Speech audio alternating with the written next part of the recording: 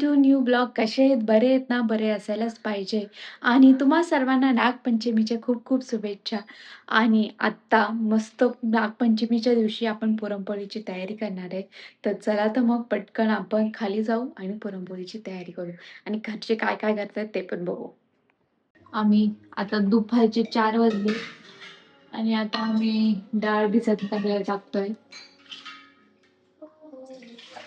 डाळ काढून पाणी बॉईल करायला ठेवलंय आणि तिथं डाळ धुवून मग टाकू.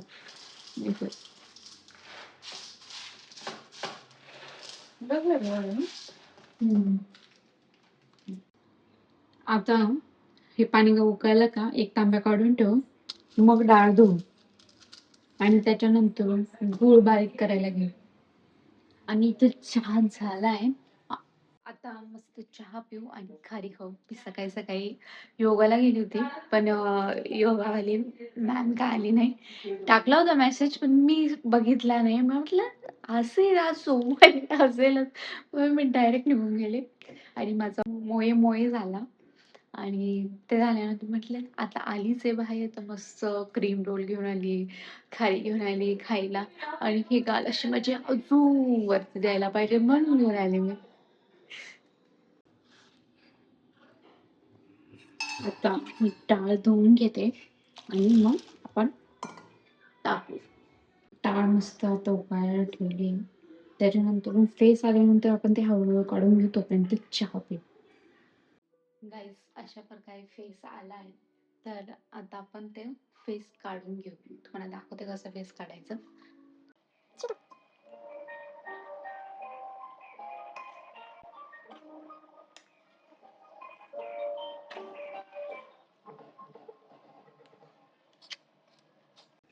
हा फेस सर्व काढून घ्यायचा.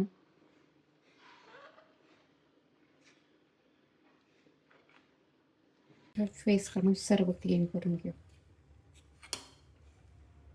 आता थोडा गॅस अजून वाढवू. पाणी वरती नको यायला जास्ती, म्हणून थोडस नॉर्मल असते. आता आपण एक तांब्या पाणी जे गरम काढलेलं होतं ते टाकून देऊ आणि फुल गॅस होती छान उकळू देऊ.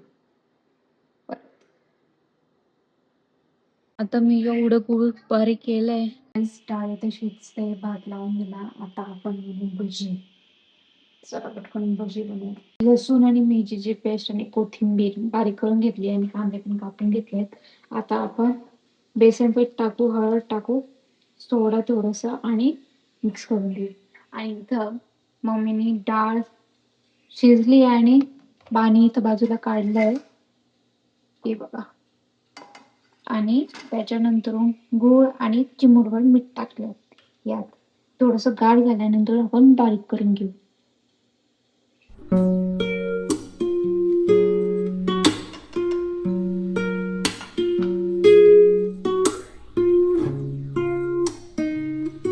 त्यापेक्षा कमी मीठ आणि अर्धा चम्मच ओवा आणि जिरा पावडर, असं चिमूटभर सोडा मिक्स करून. उशिरा कळायला आज नागपंचमी ना मम्मी, मग आम्हाला 7 वाजून आणि गेले. आज सोमवार पण नागपंचमी पण, त्यामुळे किती भारी बरं दिवस होता आज जायला. तुम्ही सांगितले नाही ना, बंद आहे ना दुकान. अरे बापरे, आज माझ्या गळ्यातलं तुटलं. बस तू बघितलंच नाही. तो AI ने किती भारी व्हिडिओ जनरेट करून दिला, बघितलं तुम्ही? मी टाकलं नव्हतं गळ्यातलं तुटलेलं, त्यानेच तयार केलं. आता मम्मी पुरण बारीक करून घेत आहेत. त्यानंतरून आपण रशी टाकून घेऊ. मम्मी तुम्ही आम्ही सांगा तसंच बनवा जसं मी तुला शिकवलं. आता.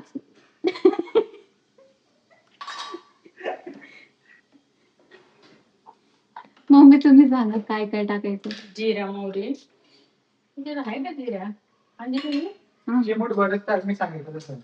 याला पण घे एक कटकटीला घेस तू आता.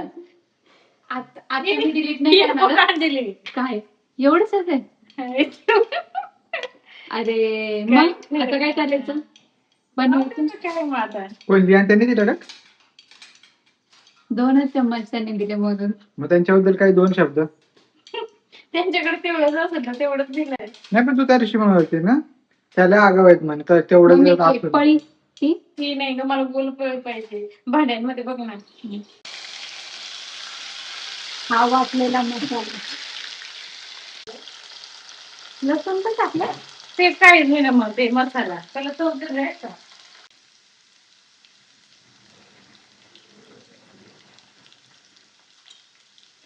लाल तिखट हळद आणि हळद मसाला टाकला. मम्मी तुम्ही सांगितलं डाळ. काळा मसाला टाकला लाल तिखट टाकलं आणि हे रशीचं पाणी डाळ शिजलेलं असते ना त्याचं पाणी लागते. मी डाळ कढीपत्ता टाकू का ग? हा टाका. नको नाही आवडत आपल्याला. मम्मीने मी डाळ थोडीशी शिजवली होती. मम्मी आली परत अजून घट्ट होईपर्यंत शिजवलं कारण की रशीला आपल्याला पाणी चांगलं यायला पाहिजे म्हणून. असं नाही मी डाळ शिजत तोपर्यंतच हे केलं होतं पण मग बोलली की नाही असं नाही करायचं जोपर्यंत गाळ रशीला चांगलं रस्सा मस्त घट्ट होत नाही डाळीचं मग तोपर्यंत शिजवायचं. आज पाण्याची कमतरता आहे खूपच जास्त.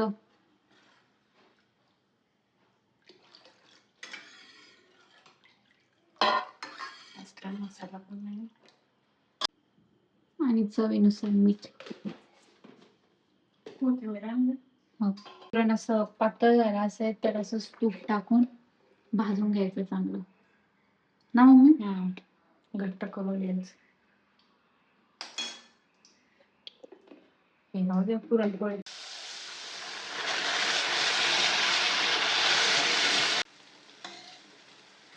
इथे लावून दे ना सगळं. आता 5 मिनिटं झाली आणि बघते ना मम्मी.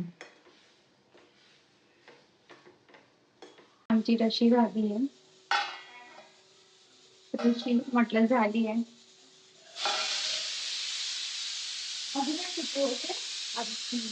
ठीक आहे तिकडे ठेवतो.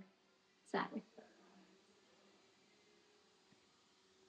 भजीचं पीठ आपण कालवलेलं होतं. आता हा कुकर झाला का आपण तिकडे दुसरीकडे शिफ्ट करू. याच्यामध्ये पण भात लावलाय पण हा इंद्रायणी भात आहे. यांना आवडतो म्हणून स्पेशल लावलाय. आणि हे डाळ मस्त घट्ट झालंय बघा. तुम्ही बघू शकता पहिले किती पातळ होतं आणि आता मस्त घट्ट झालंय भाजल्यामुळे. आणि टेस्ट पण छान येते. तुपाचं असं फ्लेवर येतो.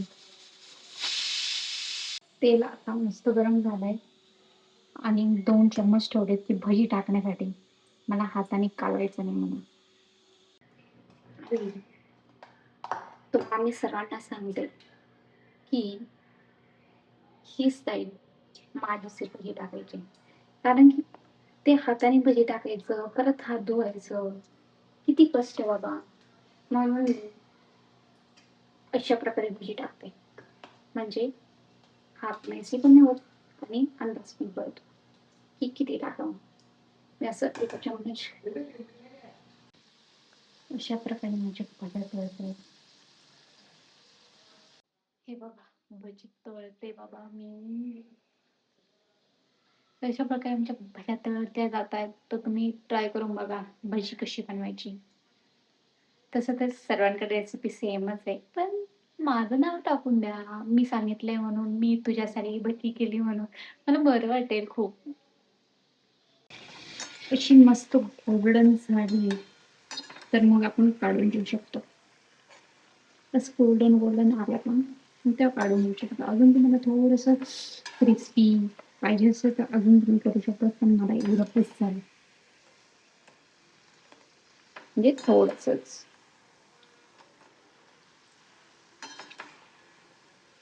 मी हे पीठ 1 तासापासून मळून ठेवलंय आणि मस्त असं चिकट झाले. तुम्ही बघू शकता. हे बघा असं ताणलं जात आहे आणि आता भज्या झाल्या तर आपण पुरणपोळी करून घेऊ. मी पुरणपोळी करून घेते. शेवटची माझी पुरणपोळी तुम्हाला दाखवते.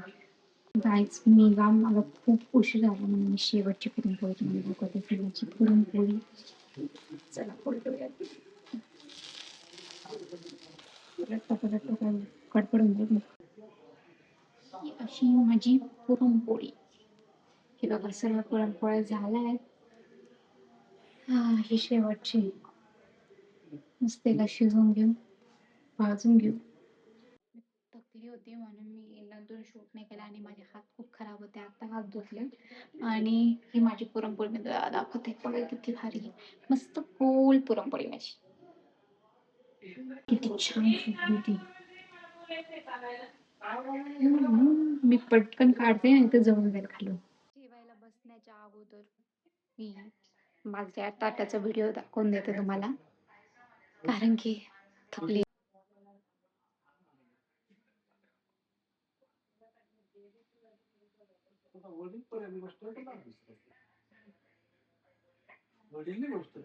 गाईस हे बघा एवढाच.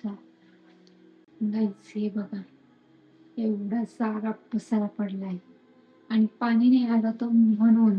आणि आता पाणी आलंय तर आता आपण आवरून घेऊ. आता मी हे सर्व आवरून घेते आणि ब्लॉग इथं सेंड करते. आणि तुम्ही अजून पण सबस्क्राईब केलं नसेल तर प्लीज सबस्क्राईब करा. Bye, good night.